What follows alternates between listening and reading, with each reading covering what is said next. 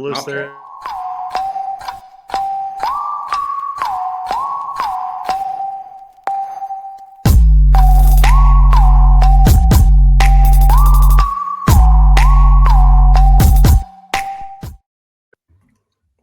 Ladies, gentlemen, and possums from all around the world, welcome to Offensive Points, where we're going to dive into Week 12 game previews here on the Fantasy Six Pack channel.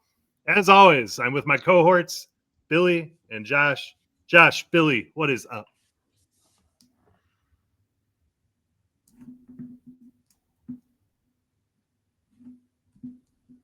Nothing's up. Oh, Hey, okay. Billy really didn't want to talk. I was trying to give him the floor for one time in my life, but I know my place.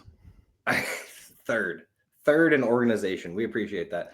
Sorry for the dead air there. I really thought Billy would take over because he hates dead air.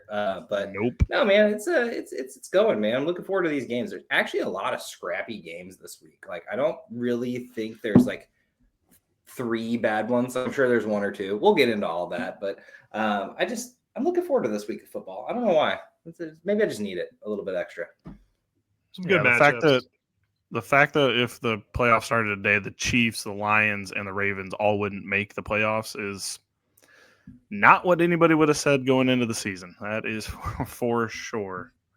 All right. We're turning to the page from Week 11.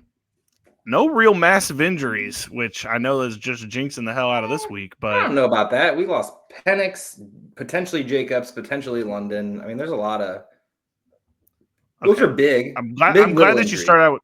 Is Penix a massive injury? Is it? Well, it's massive because we have Kirk Cousins starting now. I mean, I would say that it is. We've had really nice play from London and Bijan and even Pitts, and I don't think Kirk Cousins has gotten more than 7 fantasy points in a game yet. So yeah, no, I think it's big. I think it's a big injury. At least we'll see. We'll see full week of Kirk and see where Penix injury. Big Penix. Yeah. Big Penix injury. Well, okay. If you count those DPI. somewhat minor injuries, not a huge injury week. We didn't lose somebody massive. We did lose Jamar Chase. That's unfortunate, and we'll get to that. But let's start with the Thursday night football game. Wait. Oh, Fireball okay. shots. All right. I owe fireball. I'm just going to get to it. I'm just going to get to it when I get there. I want to drink now. He wants to pay up, dude. Let him pay up. All right. Well, list them all. Joe has to pay up 2 fireball shots this week. He lost a Rashid Shaheed 14-point game that never was going to happen, apparently. But he bet on week early. How many points was it? He got 4. It was 14, and he only got 4, so not quite there. He was maybe he misspoke. Maybe he meant 4. No, but he will go for 14 this week. I'll run it back. Do you want to double it? Breckenridge Bourbon Whiskey. Down. All right. Well, I'm running it back if you want. I'll write that down for Week 12 in the Week 12 notes. Bizarre.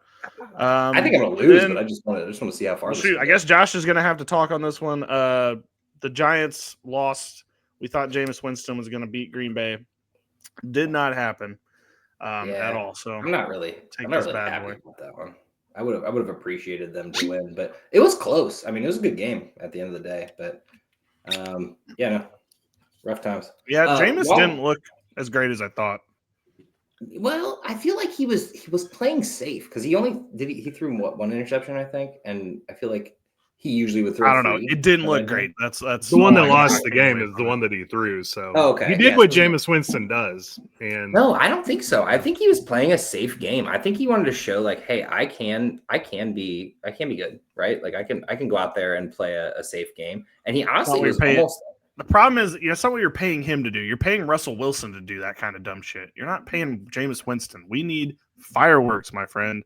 You need to go out there and throw the ball. Isaiah Hodgins needs to go for $122. Like, we're expecting fireworks. And we didn't get them. We just didn't. It was muted.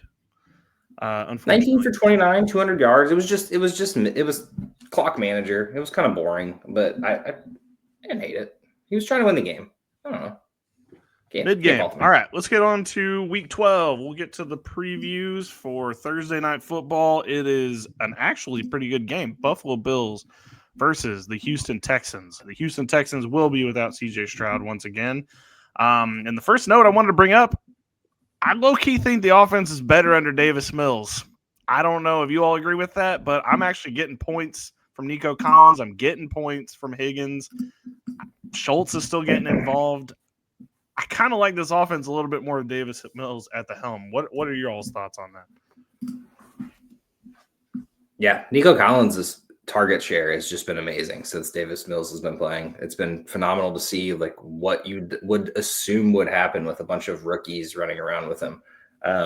Now, I know Joe thought Christian Kirk was going to have a bigger role in this offense, which is clearly not the case. So, like, how we didn't realize let's throw to Nico Collins 12 times in a game, potentially win a game, wild to me. But no, even Dalton Schultz has had an increased workload and just looked good overall with Davis Mills.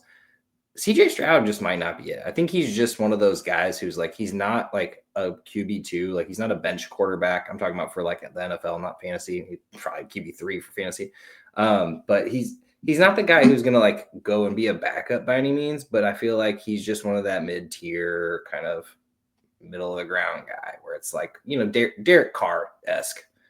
Like, yeah, he's serviceable in fantasy every once in a while, you know, kind of flex him in. But at the end of the day, like, he might just be okay. We saw that amazing rookie year, and it's just been nothing ever since. Yeah, I agree. There's been nothing ever since, but let's not give Davis Mills the torch because he played Jacksonville and Tennessee. He didn't do shit against Denver when CJ Stroud got hurt.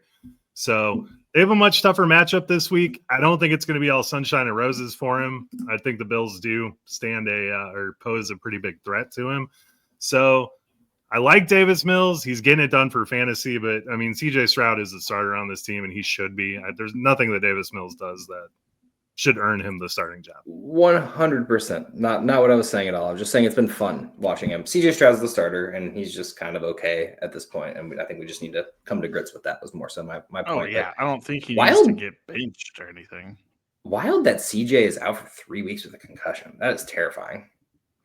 Well, the short week didn't help for this week. I mean, that's true. The second week was kind of bad, but I can see why if it was out too, the short week probably would make it for sure 3. But yeah, I don't know. I don't know. I just feel like I feel more confident in my Texans players with Davis Mills behind the center. I don't know. Maybe that's just me.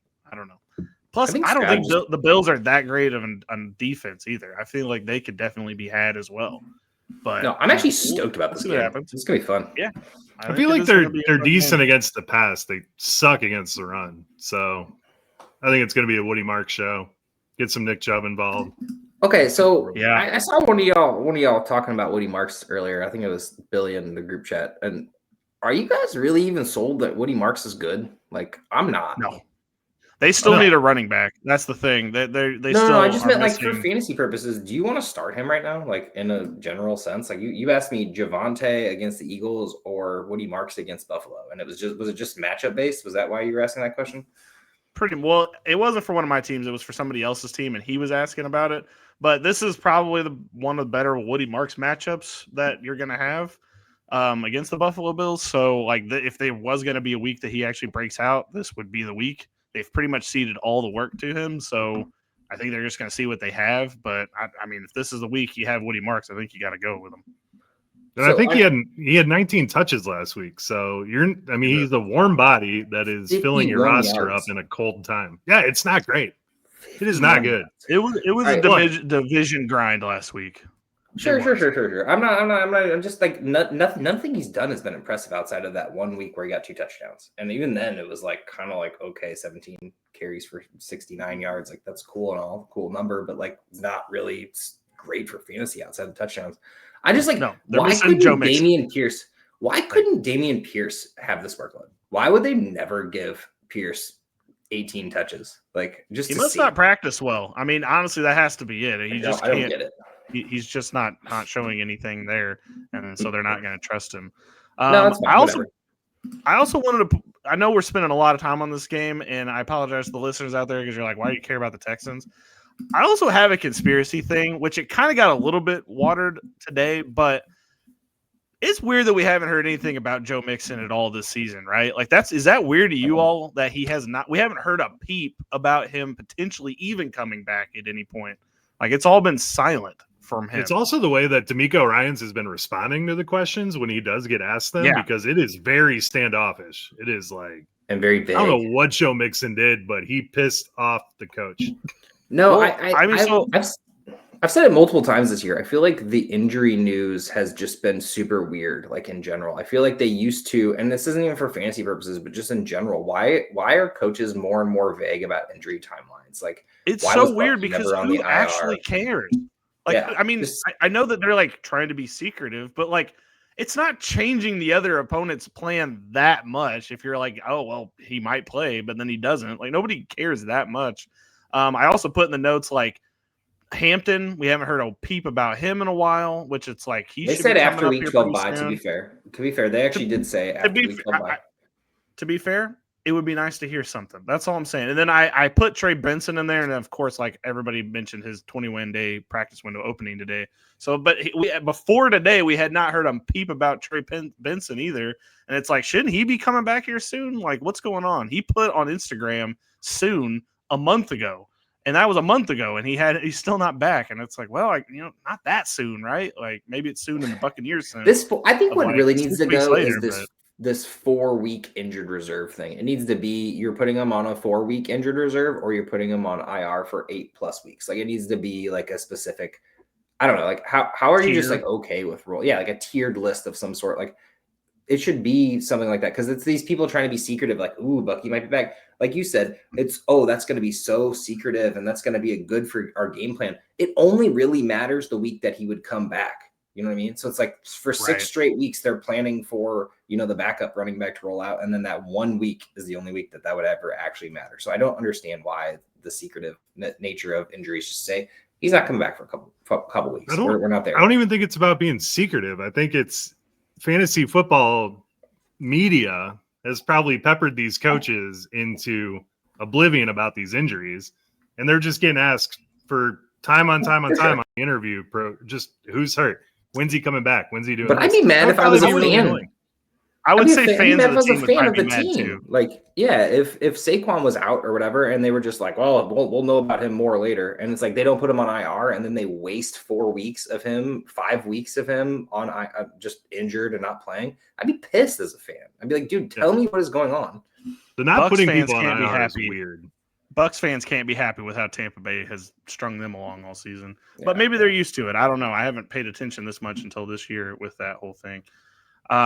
All right, well, we can get off this topic. Buffalo, I think, wins this matchup, but I think this is going to be a good game because Texans got a good defense.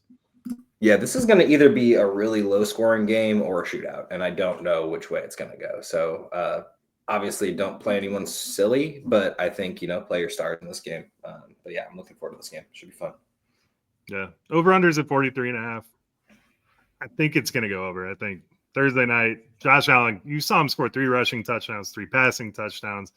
Houston's not slowing him down, so it's going to be. Houston's defense is tough, man. I think they're tough. They're not Josh Allen tough. But Josh Allen's already had a bunch of stumbles this year. I don't think he's going out like that on Thursday night. No, yeah, we'll see. All right, moving to Sunday, we've got the New York Jets versus the Baltimore Ravens. This is the biggest spread in the sports book. I think it's like the Ravens by like 16.5, which is nuts. The Justin Fields experience is over. Joe, our resident Justin Fields expert, how do you think this team is going to go better now that they don't have Justin Fields with their rolling with Tyrod Taylor? I think it hurts them in winning games. I think their passing offense is going to be more available, better. Games. No, I think Justin Fields gives you a better chance to win games. We saw last week which is what I said on the pod last week. Let him run, let him do his thing, and he actually looked pretty good doing it. So they tried it.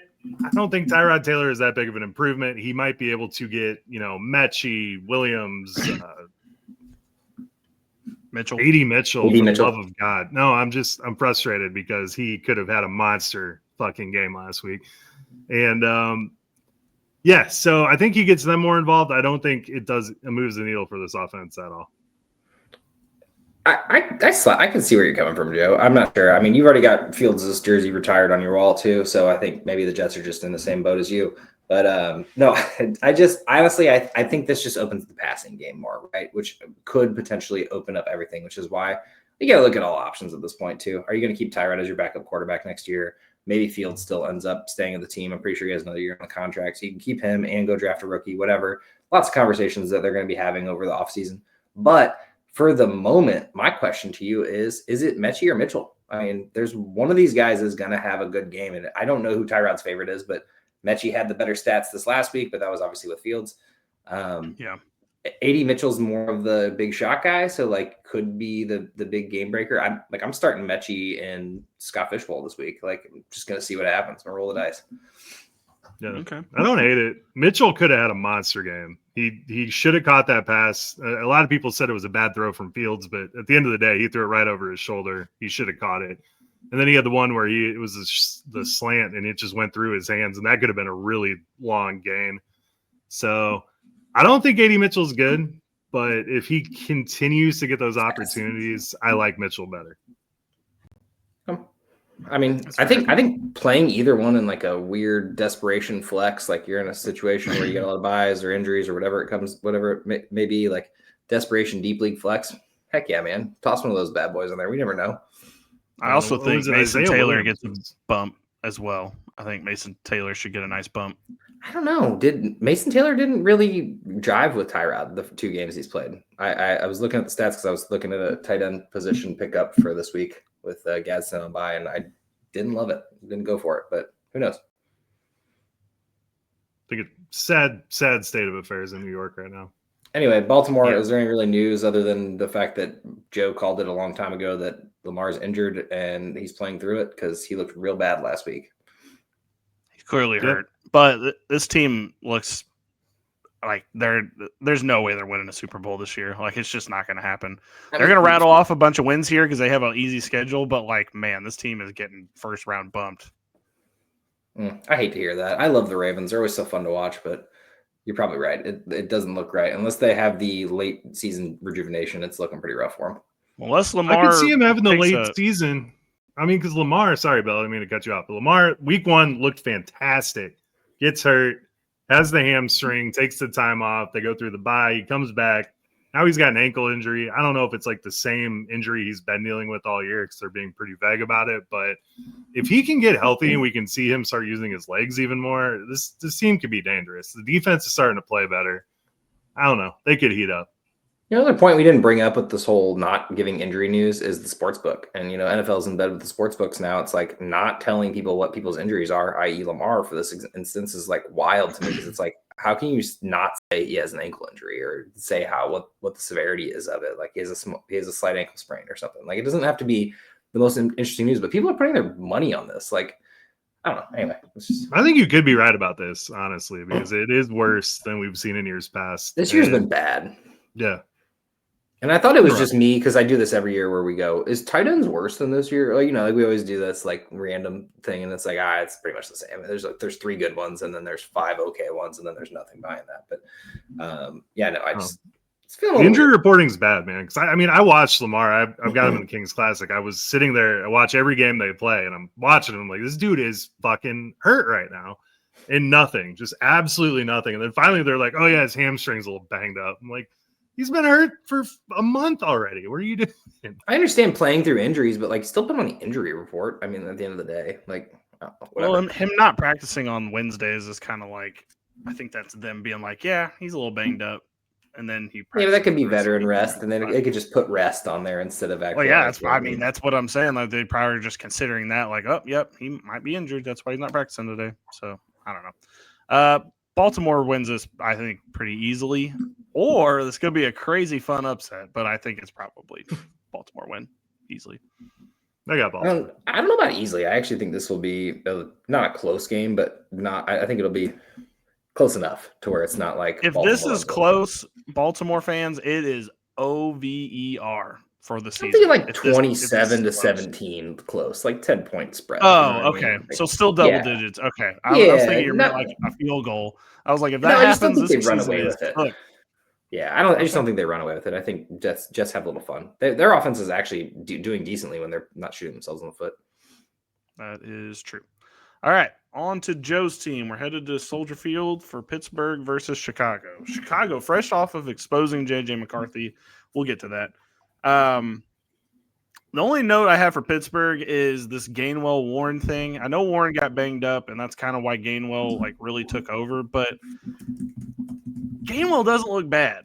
I don't know. I actually kind of like the offense a little bit with Gainwell out there. I don't know. It's probably not going to be a split because Arthur Smith, we have no clue what he's ever going to do. But I don't know. Do you guys feel good about playing both of these guys at the same time, or is it still Warren with Gainwell being desperation flex? Yeah, Warren got injured in that game. That's the only reason he didn't have the full workload at the end of the day. You can't play if Warren is banged up and doesn't play. Obviously, Gainwell's an immediate smash start. We saw that 6-7 weeks ago or whatever. And then last week, which was great to see him. It was mostly pass work, but yeah, no. Gainwell. I saw people starting Gainwell this past week. By the way, they started. Ballsy, dude. I mean, don't get me wrong. It's fantasy is a weird world. You never know what can happen. But at the end of the day, my logic is Warren's getting the workload first, and then Gainwell's an outlier 20% of the workload type thing. So, yeah, you're right. I mean, Gainwell had a massive game. Warren comes back, Gainwell goes back to the bench. So I think the pecking order is established there. But Billy, you bring up an awesome point that people were starting Gainwell, which is why if you have Woody Marks, you should feel okay about having Woody Marks. It is rough out there at running back right now. Oh yeah, I was just curious at what your guys' statement was. I didn't realize it was a fan question. But my question here is Rodgers really just trying to rush back here from this fractured left hand just to be able to play the Bears again? Because my man loved torching the Bears, and I feel like he has this chip on his shoulder. I'm not missing Bears week. He could go miss an important week against Buffalo or Baltimore. He's got coming up. But he was like, Chicago, absolutely not. I'm going to that game. I don't care. I could see him playing in Chicago, not even getting touched not saying he wouldn't, but not even getting touched, no hand injury, and then sitting out next week and being like, all right, yeah, I am injured. But just to go mess up Chicago. I can see it. He is the father of the Bears. That's been well established. So it could come back. I don't know. I think Rodgers is worried about his legacy, man, because this team's kind of rolling right now. He wants to make sure that they get into the playoffs. I'm not sure Mason Rudolph is going to get you there. So I think that might be why. I'm shocked that they won last week, honestly, at the end of the day. Yeah, cool. That was just old man versus old man, and the one other slightly younger man won. All right, Joe, I have one more question for you. Did your Bears just turn into a running team? Are we going to see the Caleb numbers come back? Are we going to see Adunze? And honestly, I don't really care who it is. Are we going to see some wide receiver numbers, maybe even Loveland? What is your take on this back half of the season for the Bears? The Cardiac Bears, man. That's my favorite nickname for these dudes. We're really not seeing Caleb throw the ball less. I mean, he's kind of doing what he's been doing all year. It's just not working. It's the running game is working, which was not working at the start of the year. And now the passing game is not working. So I think we're going to find some balance coming in now. Brighter days are ahead, especially, the Steelers pretty beatable through the air. So not as beatable on the ground. We could see a big Adunze week this week. We're seeing Burden get more involved. He kind of took over Zacchaeus. I don't know what the hell you're doing with DJ Moore. If he doesn't catch a touchdown, he's worthless, pretty much. Or throw one, or rush one, or throw one, or rush. You never know what he's going to do. Kick a field goal. He might do it. Who knows? Yeah, no, I think brighter days are ahead, and I think it's kind of. I mean, as long as Caleb can stay upright, which I will say that not sack that Minnesota had against him last week, where I think it was Grenard had him wrapped up, and he was just like, "No," and just threw Grenard off of him, and then kept running. That was insane. That happened really twice, actually. I mean, not that specific instance, but he broke out of two big sacks that was great. Oh, I'm sorry, it's Dallas Turner because Grenard didn't play last week. But he's been making some big plays, and you're right. The passing numbers really haven't changed, at least attempts wise. So I mean, hopefully we see better days. DeAndre Swift did miss practice today, so did notice that. Yeah, it would. Monitor it. I don't think anything bad's gonna happen. Monitor it.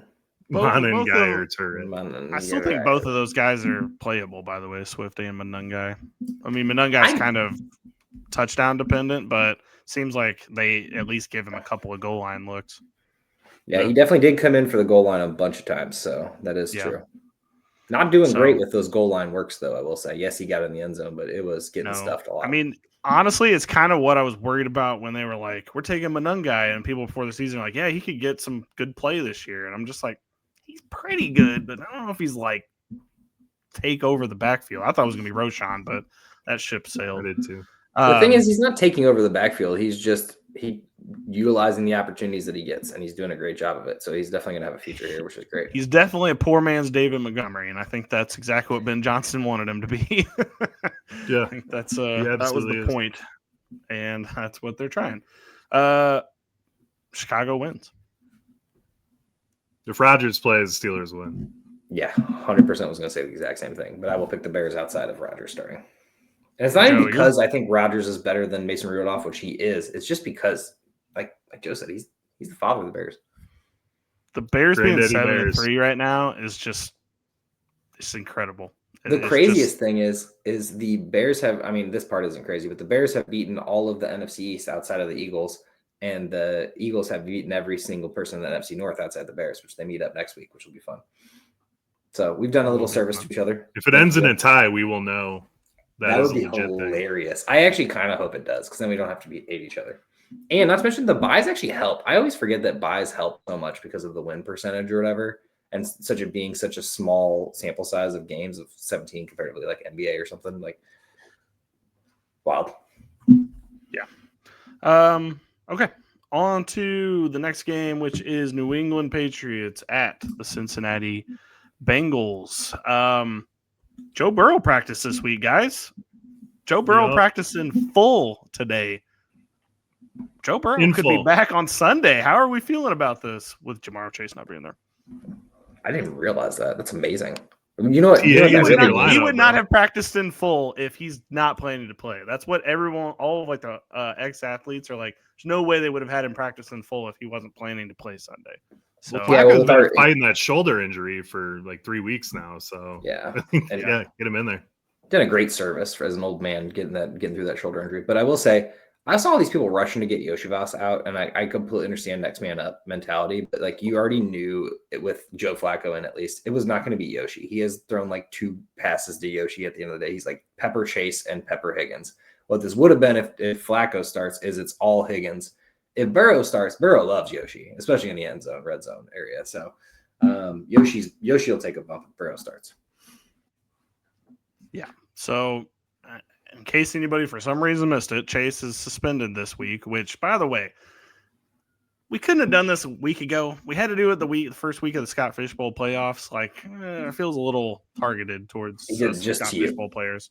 No, anybody who made the playoffs and has Chase, they're all scrambling. But, yeah, that's kind of unfortunate. But I don't know. I'm kind of ready to see what the Bengals can do here. This AFC North is technically wide open. I mean, it would take a small miracle for the Bengals to come back and win the whole division, but it's not completely out of the realm of possibility, I don't think. Yeah, I was back, right? From the Ravens, at least. No, they're back from the Steelers. Ravens are 5-5. Steelers are 6-4. I mean, it's not impossible if Joe Burrow came in and started. No, they have some easy games, but they got some tough games too. I mean, they got New England, number 2 seed, then they got Buffalo. You know, we know what they can do, and Baltimore in between there. So like that's always a tough game. 2 Baltimores actually, and then easy to close out essentially Miami, Arizona, Cleveland. So they need to win most of those big games. Like this is why Burrow's probably pushing to come back. He sees their schedule and sees the gauntlet they got this next 4 games. And I know Baltimore's not elite at the moment, but they're still good against Cincinnati. So. Yeah, I'd say if they don't win this one, they're probably cooked. On to the Patriots, though. Ramondre Stevenson is probably going to make a dramatic return. What should we expect from Travion Henderson? Is he just headed back to the bench and they'll just thaw him out whenever Stevenson gets hurt again? So hard to sit Henderson in fantasy. Like, how are you supposed to sit him? How are you not supposed to give him this workload as the Patriots front office? Like, how do you not give Henderson this workload with 5 touchdowns in the last 2 games and probably looked like more? Like I know that the efficiency is really not there at the end of the day, like especially last game, like he was doing nothing outside of those 3 touchdowns, but he scores and he makes it happen when he needs to. So hard for me. It's Cincinnati, so I think you get a pass here and you really get to learn. Next week would be the real question. If he goes out there and gets 10 carries, and even if one is a big touchdown, I think maybe you start like, all right, maybe I sit him. I mean, it's against the Giants next week, but at the end of the day, like, I don't know, need the workload to be there still. He needs at least 15 touches. At least. Yeah. I don't know. This offense works better with Travion Henderson in it. Drake May, it seems like it's opening up Diggs. Everyone seems to be getting involved at this point. It just seems to be running more efficiently. So I think that Vrabel, as hard-headed as he is going to look at Travion and be like, dude, this guy gives us a better chance to win. We're going to give him 60% of the carries, Ramondre 40. So Ramondre is definitely going to put a damper on what we've seen, but I don't see how you stop using them. I really don't. All right, real quick, I want to do something for the Patriots out there. Let's just go over the 2026 NFL draft order. Tennessee is currently in the number 1 position. Patriots played them. Giants, they're about to play them. Cleveland, already played them. New Orleans, already played them. Jets, already played them. Vegas, played them. Washington, surprisingly not on there. Not played. Atlanta, Played them. Played them. played Yeah, them. they played them. Cincinnati, playing them this week. Arizona, playing them later in the season, or did they play them already? No, didn't play them, actually. That was the other team. All right. Just saying, they played literally more than 80% schedule for them. I understand somewhere in the division. I mean, they're playing what the fourth place schedule or the third place schedule. So I mean, yeah, to win the games, I mean that still has to happen. Chiefs are trotting out the same team every week. They can't win their games, so just got to play who's in front of you. Unfortunately, that's just how it works. They had the 32nd strength of schedule throughout the year and have the 25th remaining strength of schedule. Yeah, That's been easy schedule, man. But as the next golf pro, it doesn't matter how it gets there. It just has to get there. The Colts had the 31st strength of schedule, by the way. Just want to let you know, just for yeah. The reference. NFL's pretty good at getting bad teams back in it pretty quick. I do want to say with the wide receivers real quick, Stephon Diggs finally cracked double-digit targets. First time he's done it this season. Should we expect that? Kayshon Boutte should be back this week. I mean, be hopeful for the Diggs thing. I don't know whether we can trust it week in and week out. I know you got a good pop game this past week. You're probably really excited if you had him, but this week, I don't know. I feel like you almost have to tamper expectations a little bit, even though they're playing the Bengals. This is the only one you can trust at this point. Everyone else is going to take turns.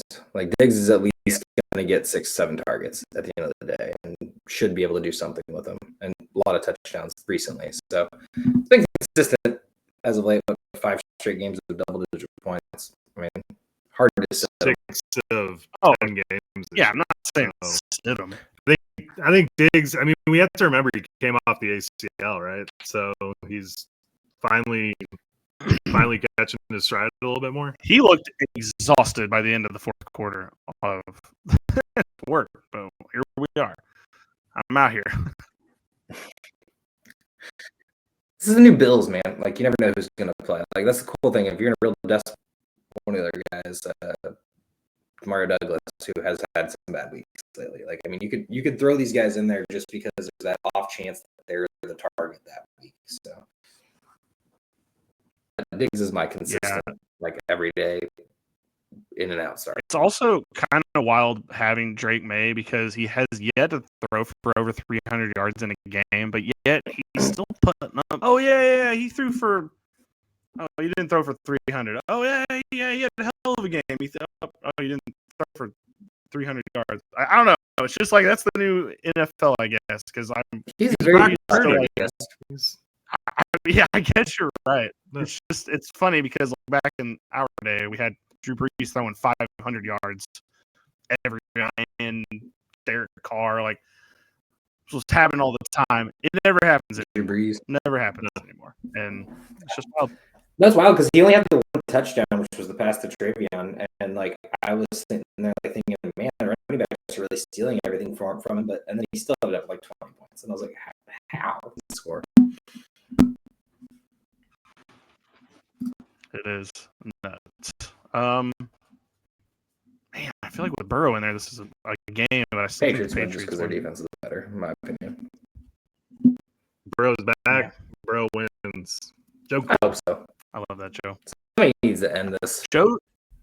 Joe's rooting for Joe's. Love to see it. Giants playing the Detroit Lions, obviously. Is Jameson a must start with Dan Campbell taking over the play calling? I don't think it's the okay. While I think that when they made those comments a couple weeks ago, I think he's a must start just because they said, "Hey, we need to get him the ball," and they have 3 weeks in a row. I believe he's like wide receiver 2 or 3 over the last 3 weeks, just because of what he's done consistently and a lot of inconsistency from other people. Probably some bye week pluses there. A point to get him the ball, like I think he has to play. I don't think it's Sid Jameson anymore. Which we were at the point a few weeks before that where we're cutting him, right? Like I surprisingly didn't, but I was thinking about it. Yeah, we averaged like almost 7 targets a game for him last 3. It's fired up. Fired up. Yeah, had 2 double-digit scores in the first 7 weeks, and now he's at basically 20. I will say I was live tweeting this as it was happening, but Dan Campbell, a little harder to play call against a good defense, huh? You know, you beat up on the Commanders. You're like, I'm the play caller now. I took that away from the OC. He doesn't call any of these plays anymore, and now he's out there calling the most asinine shit. Going to do that fake punt. Everyone knew he was going to do that, and then, lo and behold, it gets completely annihilated because everyone watching at home knew it was going to happen. It's like, dude, you are not fooling a soul out here with these plays. Let's run Jahmyr Gibbs up the middle because that's how he's been used his entire career. Only thing, what is happening? Gibbs was the only thing outside of the Jameson Williams touchdown. Well, pass catching, but like the running, he's running him up the middle. It's like, what are you doing? He looked confused. Yeah, he did not use Montgomery like Eagles, but at the end of the day, you still run against them. You just got to find the gaps, right? And your offensive line is not that bad. I mean, it did look bad, but no, it is. How do you fuck up a good interior defensive line? Is you run the ball and tire them out repeatedly. 0 for 5 on 4th downs is so wild. Like, and some of them were excessive. Like, I understand, and it's like, but you didn't get a single one. It was just so wild.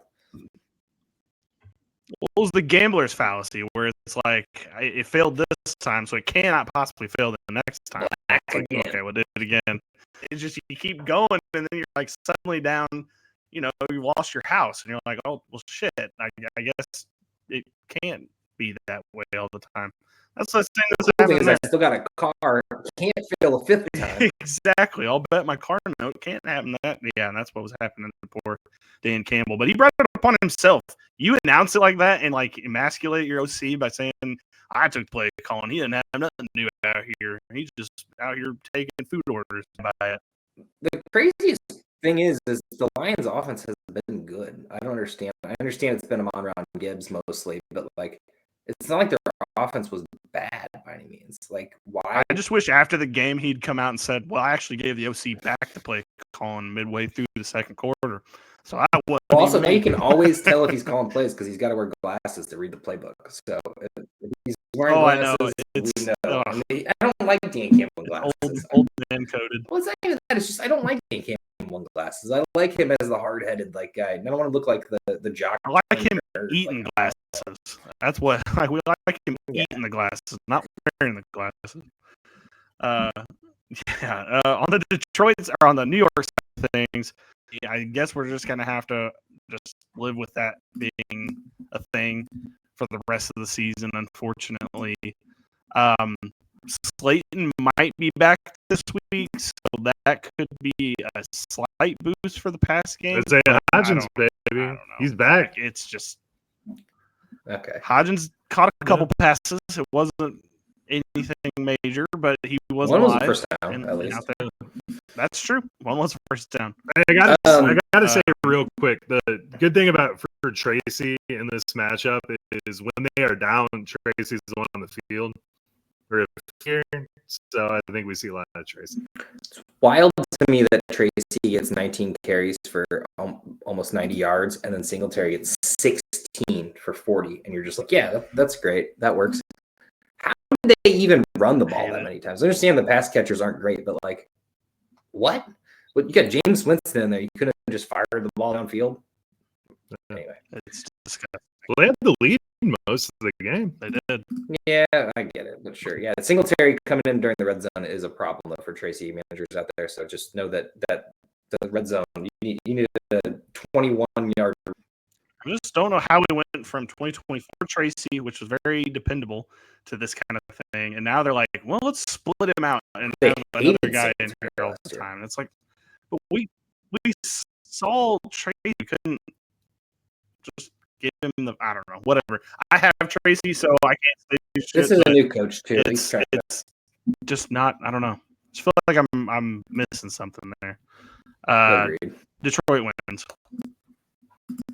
Yeah, Detroit wins.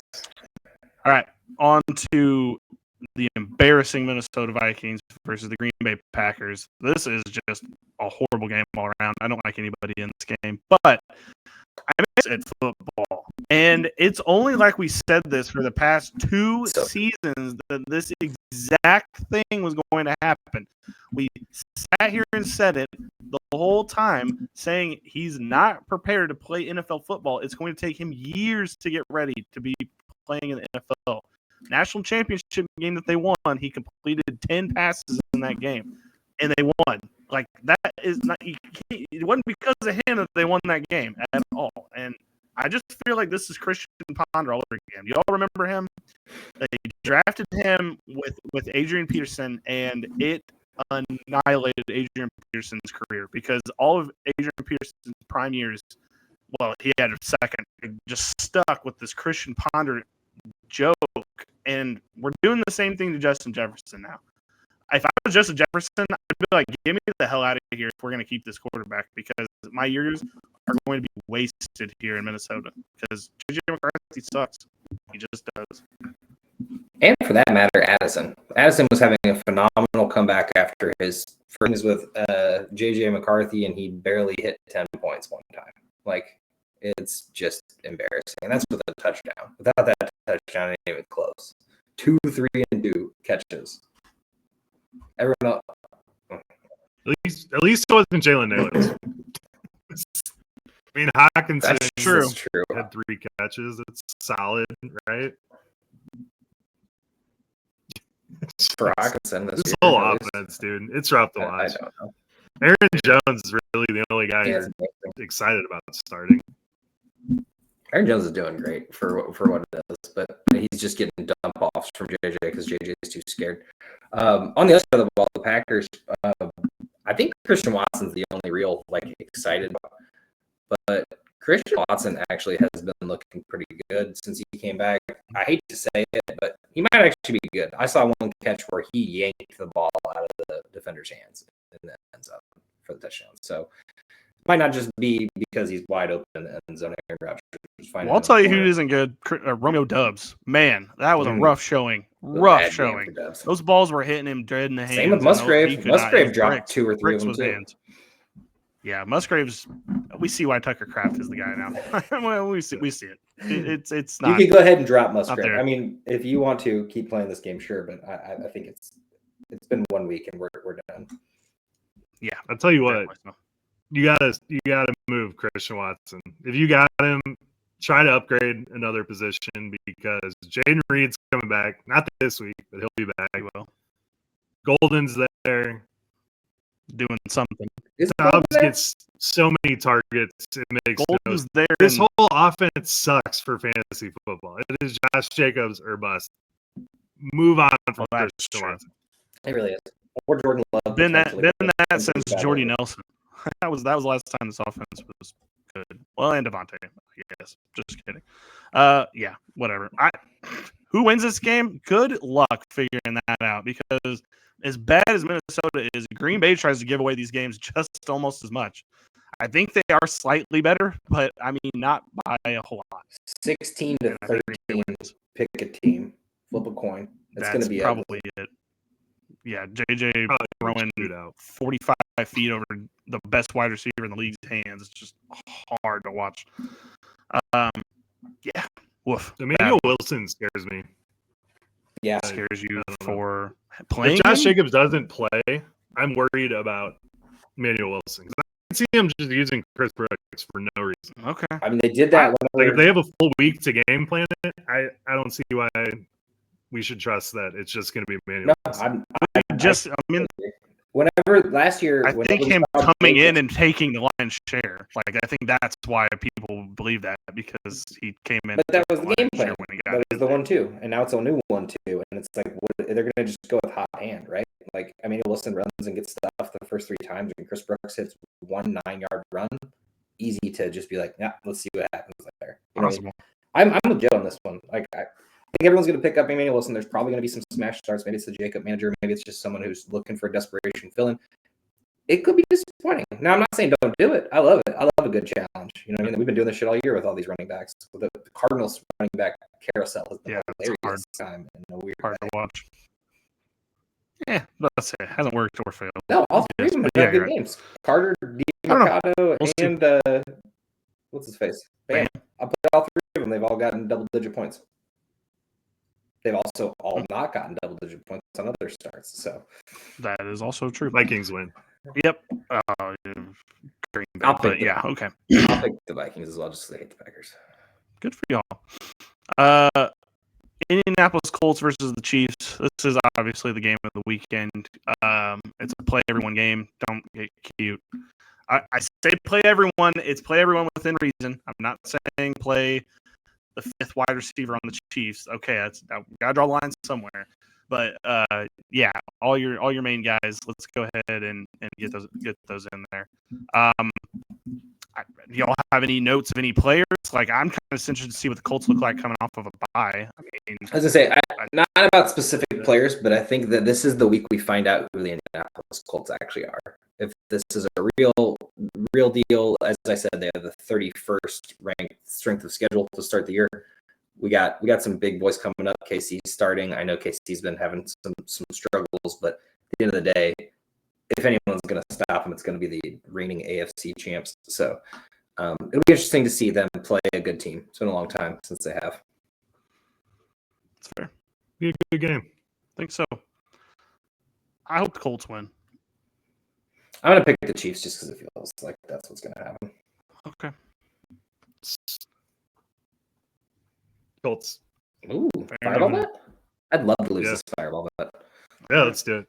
Chiefs, Colts. Wait, no, I'd love to lose it. Chiefs versus through that in my head. Colts. Yeah, it just seems like the 1-score games are not going Kansas City's favor this year, and that was unfortunate for them because that's the only way they won last season. All right, last game in the noon window is the Seattle Seahawks at the Tennessee Titans. What? I mean, nothing really to say about the Titans. And Seattle, I think, kind of know what we're doing. The only person on Seattle I feel is interesting to talk about is AJ Barner. I've really liked his play over the last couple of weeks. I've actually been consistent, and that's hard to find at tight end. You guys in on AJ Barner? Do you think this is something we can build on going forward, or is this just maybe a 1-year situation, as some tight ends can be? I think it's the real deal. I mean, the problem is they drafted Elijah Arroyo this year, and so what that looks like in the future is going to be tough. But Barner's been consistent. The only game he didn't do well in is the game where they just blew out Arizona, and it didn't really matter. Like, they didn't need him. They didn't need to play anyone really. I mean, JSN stopped playing, unfortunately, but the floor is really low. I mean, you could do far worse inside than AJ. He's been hitting double digits most of the weeks. Yeah, but he either hits double digits or he gets like 1 or 2 points, which is frustrating as far as starting. I feel like as of late, where this team's at right now, outside of the Arizona game, it's like 5 of 6 games of double digits. Yeah, no, as of late he's been good, but if he doesn't get it, he doesn't get it. Which is the only problem. Guys, somebody against the Titans, terrible tight I don't ends. see him needed. Trust me, you could do a whole lot worse. Like there's just the tight end position is hell. Which I feel like we say this every year. It just is what it is. But like the season's been. I almost picked up rough. Garner when I saw Kincaid was out, but I was worried about it being Tennessee and then just railing them. One other person I want to talk about once again, not on this previous game he did.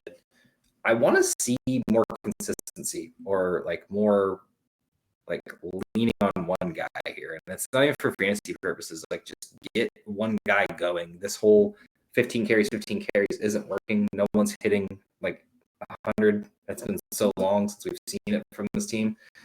So I don't know. I don't care if it's Ken. I don't care if it's Charbonnet, but Ken did look good last week. Fair enough. He's been more efficient the last couple weeks. So I mean, we shot a game. You know it's gonna happen. I know. I don't know. Believe that. Seattle wins. I don't know if we need to. Yeah. Talk And about this he one, gets 14 points. shout out to the people. Shout out to the people still starting Shamir DK though. Like I love that you're just going down with the ship with that. I mean, he's been good some weeks, so I'm not going to say that's a bad play, but it's just funny that some people are still. My entire team did not start him last week, but that was just because I had better options. But if he's playing this week, I think I'm starting him. I have him or Parker Washington, and in my opinion, I got the kick return yards. Well, that's true. Actually, never mind. Gonna take him. If you're in a kick return league, I completely understand playing him, especially with this Calvin Ridley news. It's like he's still going to get 3 catches maybe on offense, and it's like one of those goes big. That's great. But if not, you still got the kick return yards. As long as he's still returning kicks, he's starting him out. Fair enough. Yeah, ready wide receiver. No, I know, but they don't have anybody. I saw him on the at all on the wire. And last game he played with Cam Ward, looked pretty good. So That's true. Yeah, I mean, you gotta throw it to somebody or not because Cam Ward can do that too. All right, let's move to the 3:00 window. We have Jacksonville versus Arizona Cardinals. It's kind of a sneaky fun notes for the Jaguars, and I'm not saying they should do this. I'm saying it looks like they are, but it looks like Rootin' Tootin' might be headed towards RB1 down the stretch here, which I just don't get why we're doing this. I don't understand it at all. He's been getting more and more work. He's got the goal line work, which is frightening as an Etienne guy myself because I'm still trying him out there every week. What are you talking about? I just How is he heading to RB1 territory? for the Jags down the stretch, looks like he's. Why? Because he had one game with 10 plus carries. I'm just saying that's the word on the street. Who's Beat word? reporters have been saying Rootin' Tootin' is headed towards getting a lot more carries in this offense.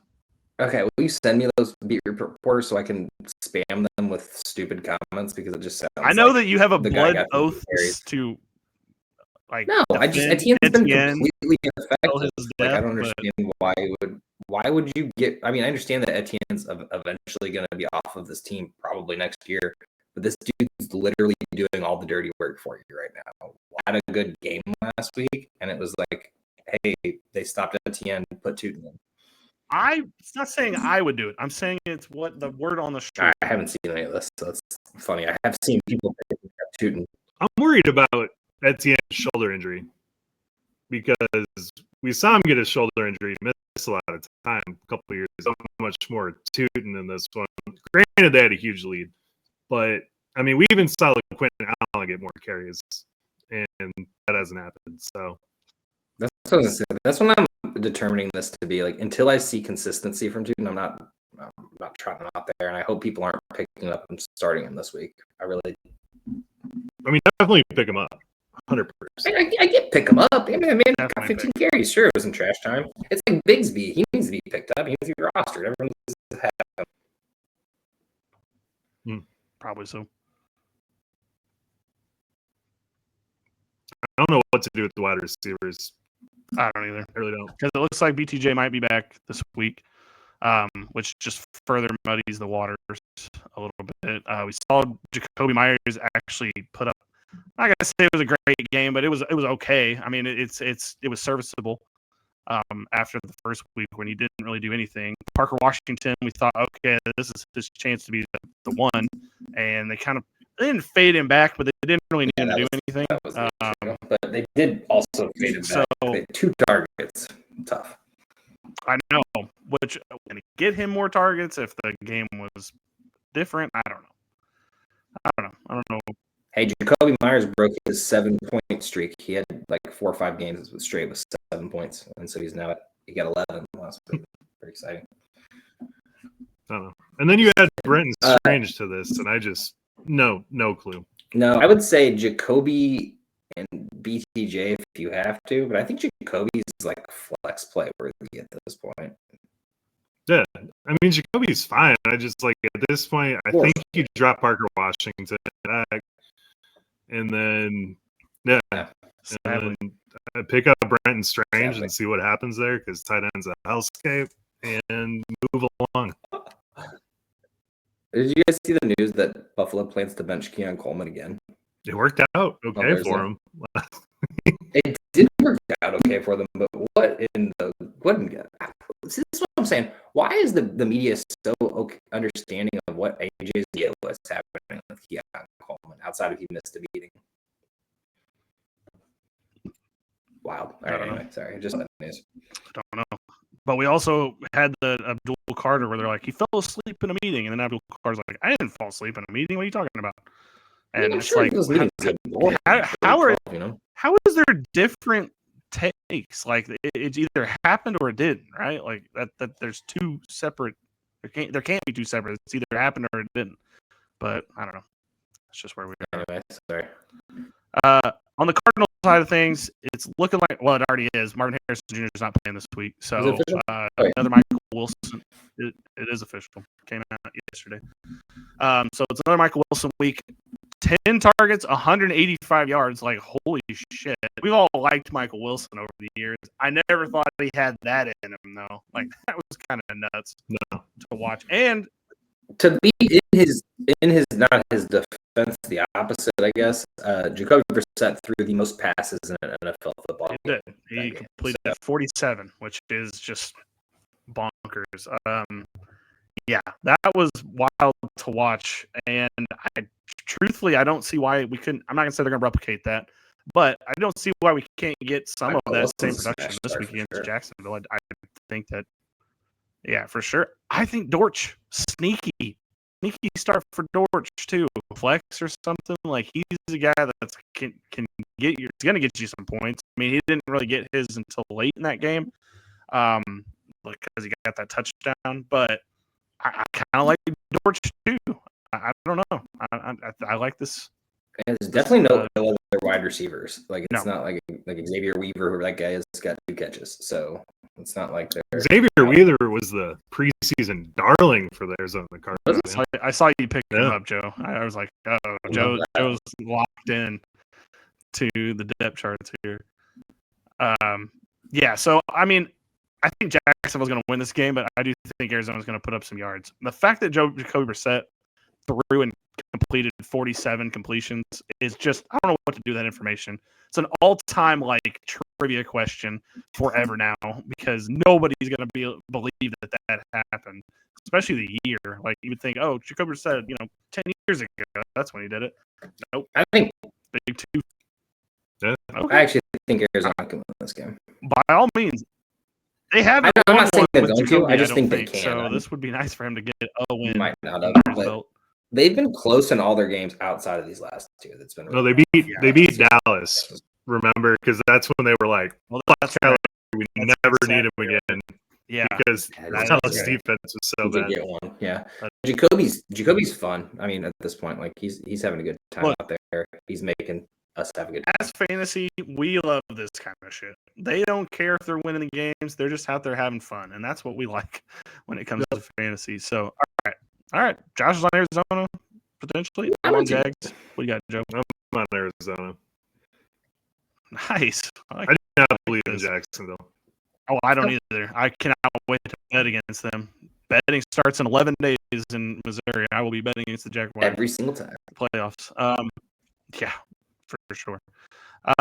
They know that red zone's never going to go to the Cleveland Browns versus the Las Vegas Raiders. Mm-hmm. This is what I was talking about. Like, this isn't a bad football game. Now, is it a bad football game for like playoff implications and fantasy purposes? Probably. But this should be a fun game. We got two good defenses, two terrible offenses, some fun rookie quarterback sensation. Maybe, we don't know. Bad week last week, obviously, was shitter. I'm stoked about this game. This is what I was talking about. Like, I don't hate any of these games this week. Fair enough. That's a funny way of looking at this potential like 10-7 game. All right. Well, Shedeur came in last week. I mean, it's been all like everybody's been laser focused on his stats. He was 4 for 16 in the game. Didn't look particularly great. I will say, I think the last drive that he was out there, he looked a little bit better than what happened for the rest of the game. But I don't know. I don't want to sugarcoat it. I think you start your defense against Shedeur, but it would be a fun story if he came out there and actually showed something this week. But I don't know. I don't think you could start anybody on Cleveland with authority. Even Quinshawn, even he's not been doing well because they've been focused on stopping him. So I don't know. The Cleveland offense may just be a stay away at the moment. I think this is the team defense streaming option. Either of these defenses. I don't know. Pick one. Which one do you like better? True. I don't see this game being 40-40. You know what I mean? So. No, this game's rough. I don't think you can start Quinshawn because the Raiders are 13th best team against running backs. So I'm not starting Quinshawn until what does Cleveland even do? Like, what guy on their third string squad does Shedeur have some chemistry with that he's gonna Judy back targets? yet? Because Yeah, he is. He played decent. He played decent in Cleveland Browns standards last week. I mean, it wasn't great, but it was for Cleveland Browns though. That might as well have been 100. But you have to assume that. I'm not saying he's going to be what Jameis was for the Cleveland Browns, but how do you not go out there and target Jerry Jeudy, someone you've watched play football for however many years, like growing up watching Alabama? Like, I mean, how are you not going to throw the ball to Jerry Jeudy? Like, I don't know. this is gonna be like the Isaiah Bond or the Keaton Davis breakout game. He did Isaiah try to Bond get a couple to Isaiah Bond. Yeah, he did look at Bond. Deep shots, but I don't know. The Cleveland Browns are it's hard to watch. Is Tillman back, by the way? Tillman's back? Since when? Wow. Last 2 weeks. man. Yeah, it was he's 2 been weeks back. ago, yeah. That's how little I've noticed. I think hadn't had anything happened on this team. It's just that it's fair. just bad. Miles Garrett is getting to Geno like at least 3 times in this game. Dude, he is not at a least. heater right now. Garrett is going to win Defensive Player of the Year. I'm just going to Him and Max Crosby are going to go sack for sack. I mean, it's going to be so fun. A fun one out there. It's going to be a fun one He's out got- there for IDP. This dude's got 15 sacks already. And the We're wildest like thing is, half- it's 3 we're games like without barely a sack. over halfway past the season. Like it's, 3 games without a sack. Yeah, it's crazy. 1 with half a sack. Crazy. It is crazy. All right, on the Raiders side, it's not much better. It's still pretty bleak.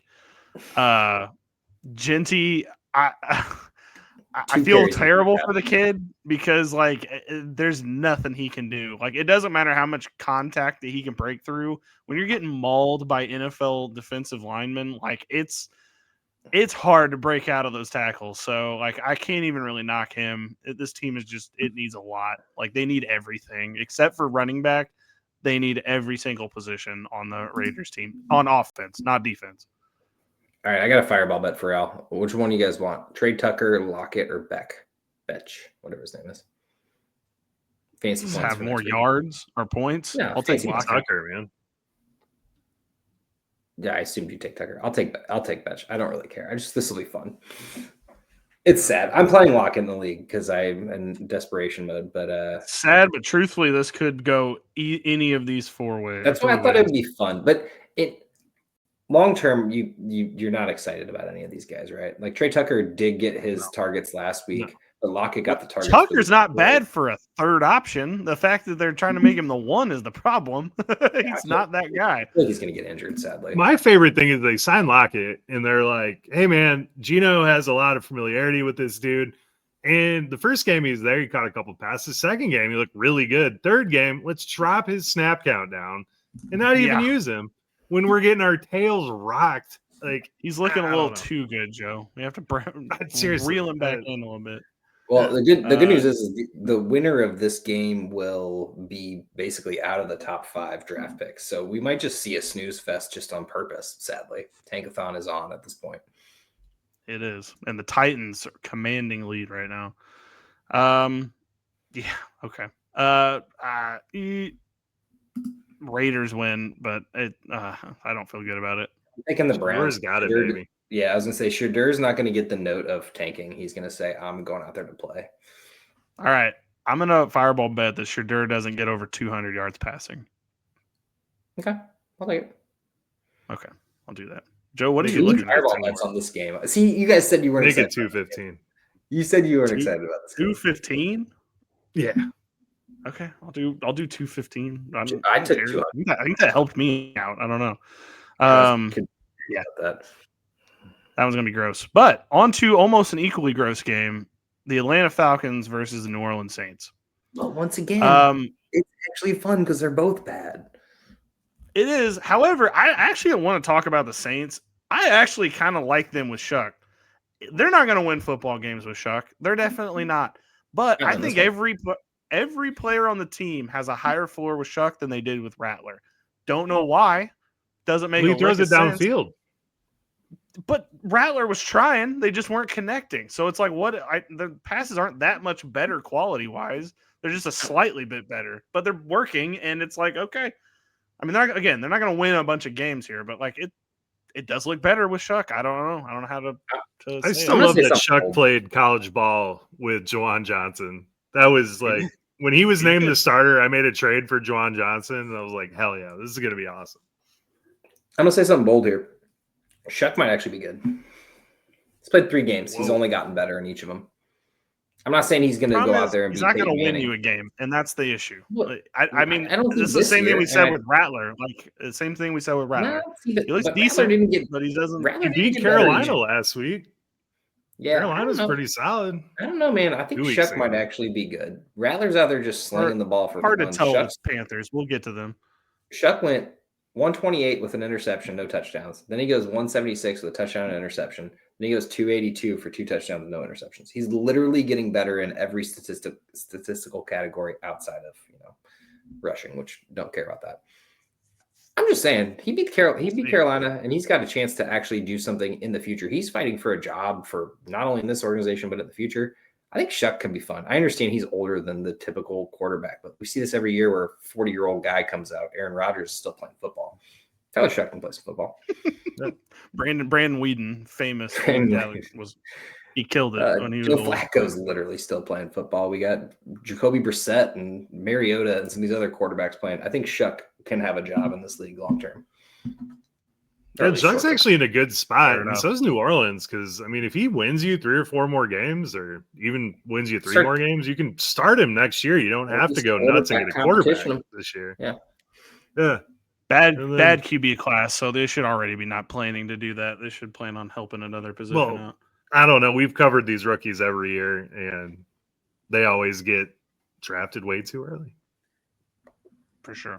Yeah, they shouldn't plan on it, though. On the Falcons side of things, Kirk Cousins is going to make his triumphant return.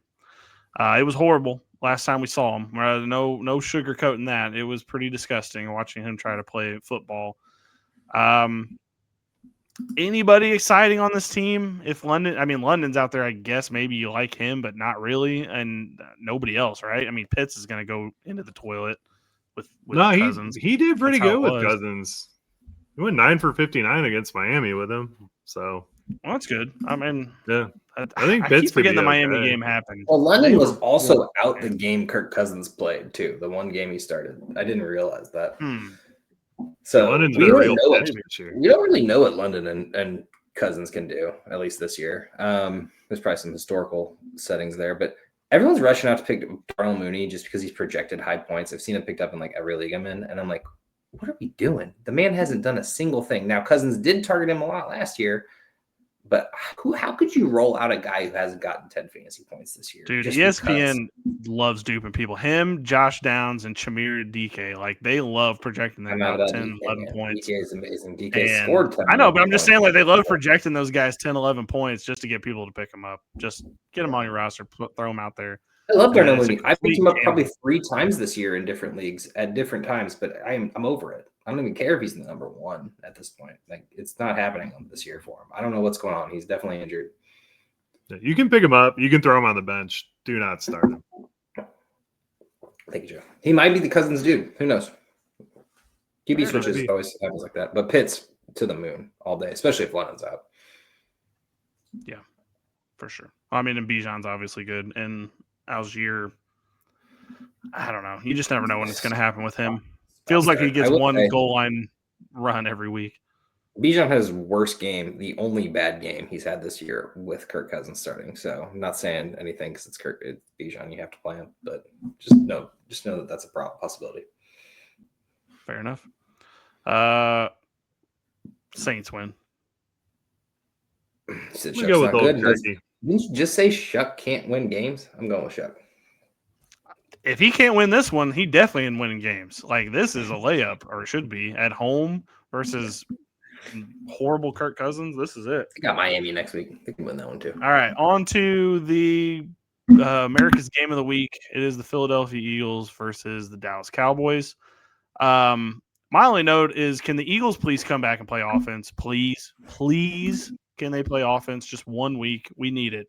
And Dallas is the perfect get-back game. However, it is a division game as well, so it does introduce a different problem.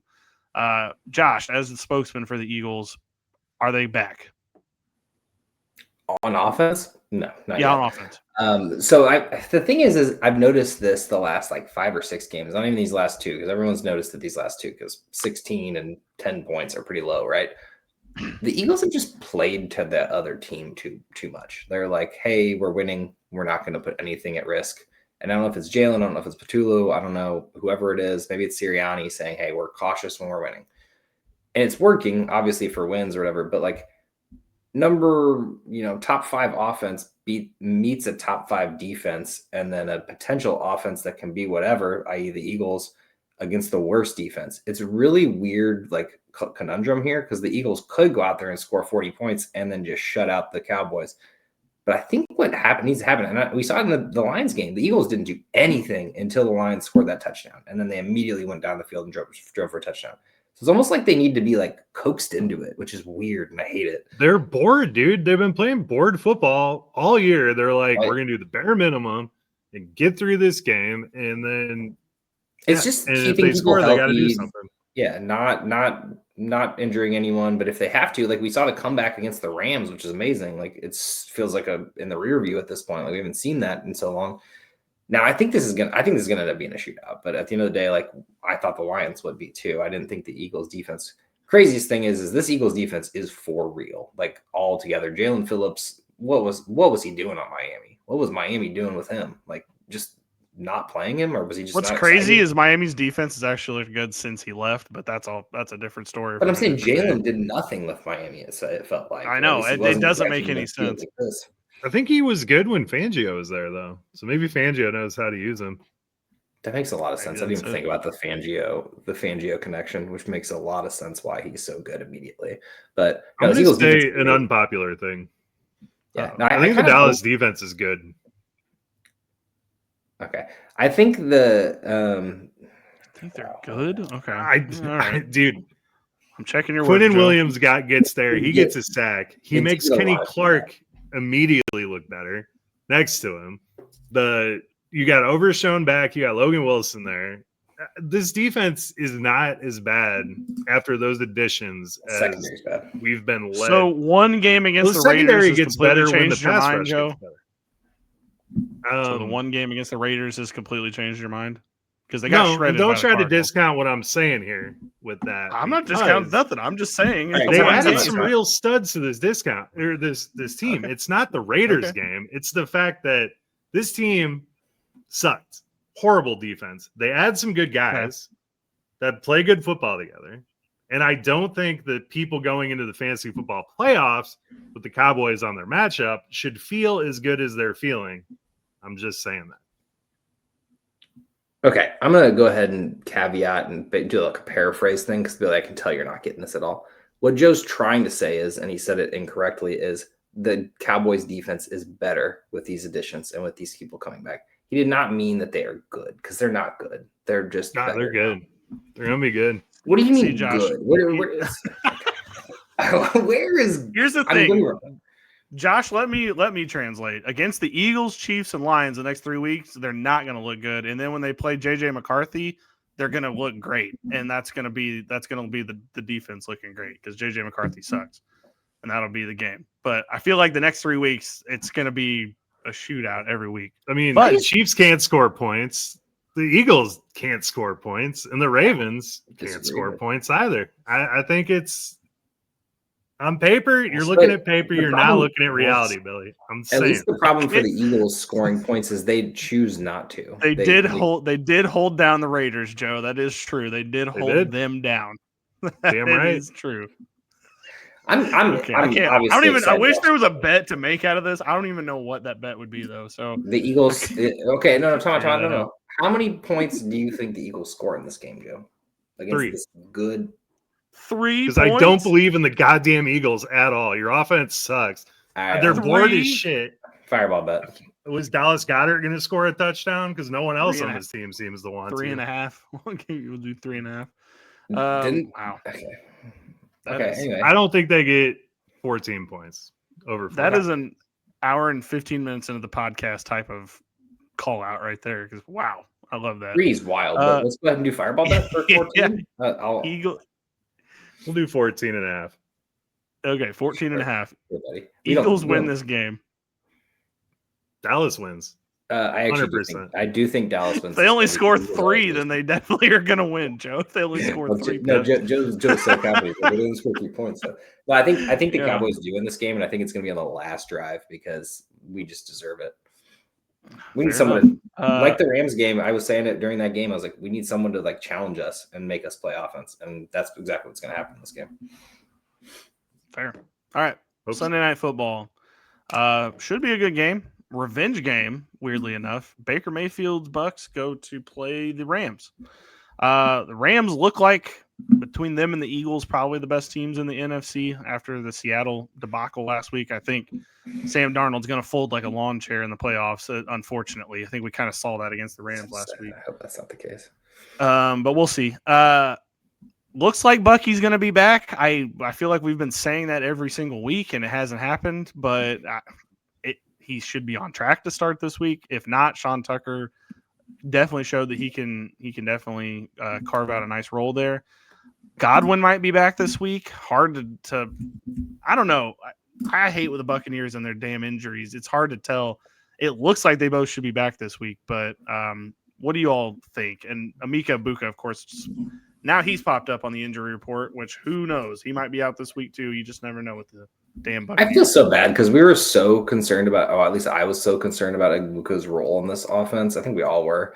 And then he's literally been the only consistency in this team. And he's had bad weeks, obviously, but like he's been the only one available. Mike Evans obviously breaks collarbone, and then Godwin's like, I don't know what this injury is. It's just lingering, obviously. To the Bucky point, I'm like, Bucky starts, right? You've been waiting 7 weeks. You're probably at a deficit for more than likely. If you made it through that, good for you. I'm in a deficit in most of my Bucky leagues at this point, or at least like flirting with missing the playoffs. But man, I'm worried about the Sean Tucker role going forward. I know Rachaad White's going right back to the bench, maybe 3 touches, sure, whatever. But Bucky to start, but like you're not going to give Bucky the full workload at this point with Sean Tucker's game last week. But at the same time, why have you not been giving Sean Tucker the ball more? It's a whole set of point. But Sean Tucker weirdly streamable still with Bucky's return. Seems that way. We kind of thought that was going to happen last week. We were like, this shouldn't be a split backfield. It should just be Sean Tucker's backfield. We also thought this last year, though, too, when it was the 3 of them, and it never really worked that way. It was all Bucky. So, but Bucky's coming off the injury. I feel like this is the last week to know if Sean Tucker's the real deal, because Sean Tucker could easily go for 6 catches or something crazy. Maybe they cap Bucky's passing work. I don't know. Who knows? I don't know. I'd say if anything, Bucky would be the pass catcher, and they ease him kind of back in. But Sean Tucker only played 44% of the snaps last week. He got a shitload of carries. But I think if they've waited this long for Bucky to be healthy, he's going to be 100% when he's back. And I think he's going to be a league winner going out. So I would be trying to trade for Bucky Irving. I know that people waited a long time. They're probably not going to give him up too soon, but you might get a salty manager out there that's willing to trade him. And I think if you get fresh legs at this point in the season, boom. Well, the good news is his legs are fresh. It's his shoulder that we're worried about at this point. Yeah. Well, I guess his ankles whatever. It is what it is. Yeah. And then Baker, who's just trying to get through the season. I would not be shocked, by the way, if Baker has something he's got to get surgically repaired after the season.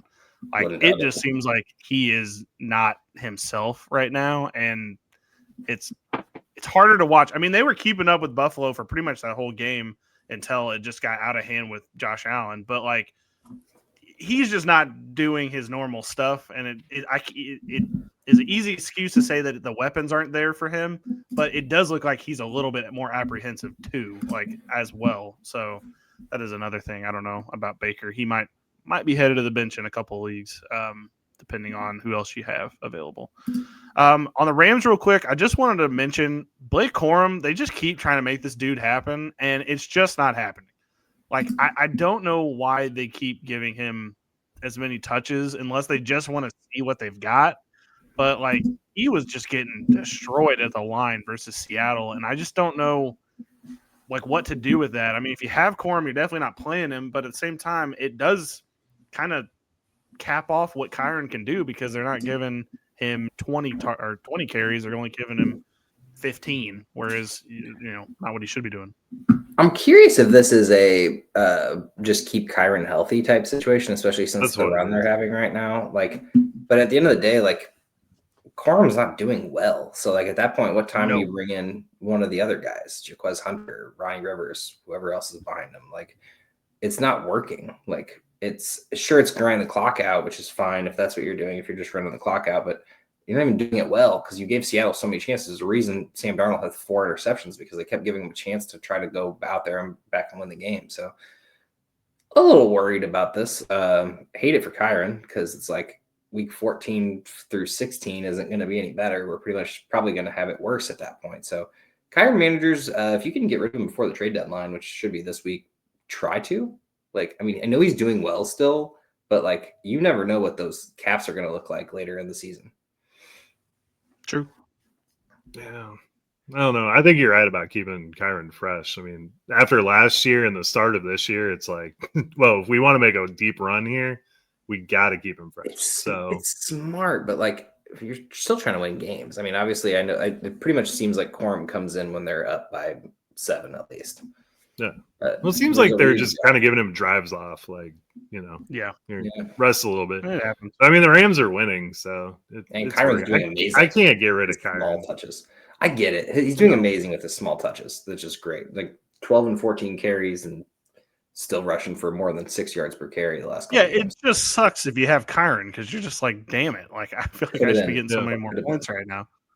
But that's just what it is. I think the Rams win this. I just don't think the Bucs. I mean, look, they should have gone out of at the trade deadline and fixed some of this team, got them something, but, like, they didn't do anything. So now we're stuck with this, and it's just not the same team as it was at the beginning of the season because there's injuries everywhere. So many. And they just give up so many points. It's unreal. It's really hard for the offense to keep up. Like, you cannot fault the offense for them losing any of these games. It is the defense just being a revolving door. I think assuming that these people come back, even Godwin, if Godwin and Bucky come back, I got Tampa Bay winning this game. I think Bucky's the spark plug of this team. Dude, they could really use Jalen McMillan. I know he's not going to be back until, like, January, but, man, that would have been nice to get him back at some point too. Be amazing to have on this team. Well, that would definitely be. They just got to get to the end of the season. They think they're winning this division, but the team we're about to talk about might be coming for them. Monday Night Football this week is a surprisingly interesting game. I would never have guessed this in a million years, but here we are. It's the Carolina Panthers versus the San Francisco 49ers.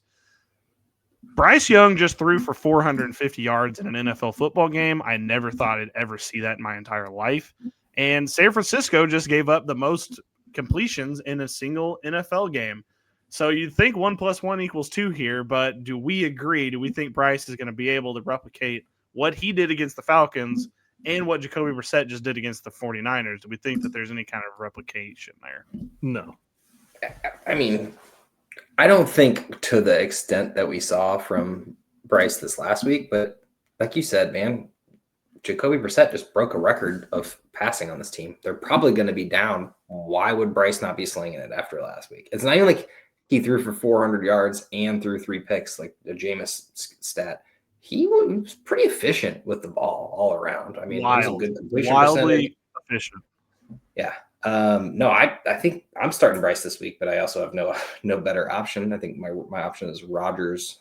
So I think I'm gonna go ahead and pick Bryce this week. But no, it's amazing what he did last week, and you have to imagine it continues. I mean, he's got to be feeling hot right now. You know, Rico's going to get his ball, and Tet finally had his wide receiver. Yeah, welcome to the league, Tet McMillan. Yeah. Thank you for showing up. I don't know. Bryce has played 39 career games. He has 6 games over 250 passing yards. That was a flash in the pan. I mean, I think you can start him. I do think San Francisco's defense is beatable, but to expect him to do anything close to what he did last week, I think is a bit premature. You're probably right. It was just crazy. 400 yards. He's not going to go for 400 yards every game, but I think he breaks 300, you know? I don't think he breaks 300. There's a fireball bet. And I'm not taking that. I just think he could break 300 here. I'll take it, Joe. I'll get hammered on this podcast next week. Take it. I got a lot going. I need Billy to read these back to me later. Thanksgiving pod next week. We got to talk about that, by the way, boys. I forgot about that. All right. Well, before I write that down, so just running through the Panthers real quick. Tet McMillan, I think obviously he's a start the rest of the season. I don't think there's any. We shouldn't be questioning that. I do think Xavier Legette is a guy that you can put in your flex spot. I do think, especially matchup dependent, and this one I feel like it's a good matchup for him. Like, I think you could put him out there, but like cokeheads, you still got to leave him on the bench. I understand 4 for 50. It was fun to see, but Jalen Coker is not happening. But I do think Legette, I know that he's not consistent, but like in games like this, he might be a good flex consideration. The only reason I disagree with you is because he looks so bad when playing. Like, I'd rather see it be Coker at this point. I'd rather see all those cokeheads out there love their Jalen Coker, but Legette just looks so bad every time. Like, I'm like, again, he's not consistent. I'm not saying that. Anyway, yeah, I do agree that this might be a matchup where you can think about it, but I wouldn't if I were you. If you're desperate, you could do it. On the other side of the ball, it is 2 guys, maybe. Okay, so Pearsall. Let's talk about Pearsall's like terrible comeback. I know they didn't really need it by any means, but played 75% of the snaps and had 2 targets. 1 catch for 0 yards. It's kind of tough to say what to do with that game. Like he wasn't needed. So it's just really, I don't know. It's tough to judge what that game was. I agree. Purdy still made his day work, but it was, of course, mostly through Christian McCaffrey and Kittle. Those are my 2 starts. Purdy's amazingly starting as well. Literally 20 points in every single game he's played. I was actually thinking about dropping Jordan Love for him in a league as my backup quarterback, just because it's been 3 games. Don't hate that at all. Don't hate that at all. I'll do it right now. Sorry, Gerald. No, for sure. Start Ricky Pearsall. Last week, long absence due to injury. He's back. Purdy loves him. They have no one else on this offense outside of Kittle and McCaffrey catching the football. So I like Pearsall. And if we think Bryce is going to throw for a lot of yards, then Pearsall should have a lot as well.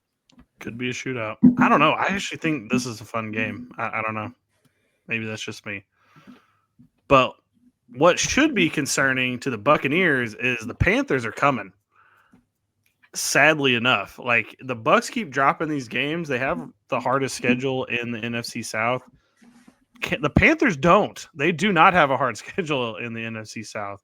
and they feel like they're coin flip games. Now they are going to have to play the Panthers, and they got to play the Bucs twice, and they got to play Seattle. So there is some hard games coming on their schedule. However, if the Bucs don't clean their shit up, like they could easily be in trouble here going down the stretch. Yeah, I think Tampa's got it, honestly. I'd love to see Carolina just for the parity, honestly. But Tampa Bay's fun. They're the best team in the division all around. Carolina is just one of those like Jaguars-esque teams where like they'll fringe playoff, make it to the playoffs and just do nothing with it. Bucs do have an easier schedule after this. After this week, they play the Cardinals, Saints, Falcons, Panthers, Dolphins, Panthers. So, I mean, sounds like Tampa. Bucs could easily run that one out, but I don't know. Panthers are sneaky Panthers. That's all I'm saying.